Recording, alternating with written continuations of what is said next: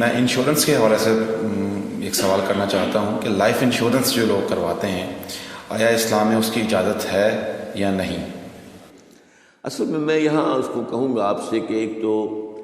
ہمارے ہاں جو اس وقت انشورنس کا نظام ہے وہ لازماً گتھا ہوا ہے سود کے ساتھ، لہذا اس شکل میں جو اس وقت انشورنس ہو رہی ہے وہ تو حرام ہے، اس کے حرام ہونے میں کوئی شک نہیں ہے۔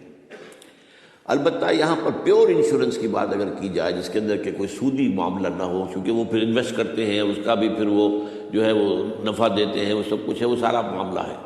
اسی لیے جس نے کوئی بڑا بینک بنایا اس نے 7 انشورنس کمپنی بنا لی، حبیب بینک بن گیا، حبیب انشورنس کمپنی بن گئی، وغیرہ وغیرہ۔ آدم جی بینک تھا، آدم جی انشورنس بن گئی۔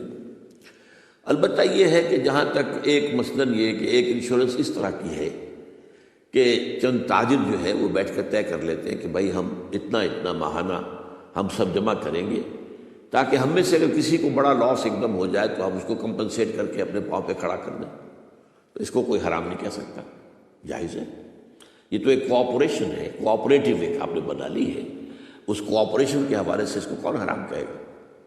کہ لائف انشورنس کا معاملہ جو ہے اس میں آ جاتا ہے ایک چانس اس نوعیت کا کہ آپ نے انشورنس کرائی ہے، 10 لاکھ کی انشورنس لی ہے، آپ نے ابھی 2-3 پریمیمز ان کے دیے ہیں کہ آپ کا حادثہ کے اندر انتقال ہو گیا، اب اتنے پیسے آپ کو مل جائیں گے، یہ آپ نے how did you earn it? تو شریعت کے جو بھی جائز ذرائع ہیں ارننگ کے ان میں کسی میں یہ فال نہیں کرتا، یہ تو چانس کی بات ہو گئی، جیسے جوئے کے اندر چانس ہوتا ہے، آپ کا داؤ لگ گیا تو آپ کو جو ہے وہ 12 ہو گئے، اور نہیں تو ظاہر بات ہے کہ آپ کی اپنی رقم بھی گئی۔ اسی طریقے سے یہ ہے کہ اگر وہ آپ نے جتنا بھی رقم جو ہے دی ہے وہ ہو سکتا ہے کہ وہ آپ بالکل ٹھیک ٹھاک اس وقت تک رہیں۔ میں پورے نظام کو چونکہ جانتا نہیں ہوں اس لیے میں اس میں رائے ویسے دیا نہیں کرتا، اس میں میرے بیٹے سے آپ ذرا بات کر لیجیے کسی وقت آ کر جو جنہوں نے PhD کے کورسز مکمل کیے ہوئے ہیں اسلامک اکنامکس میں، عاطف وحید،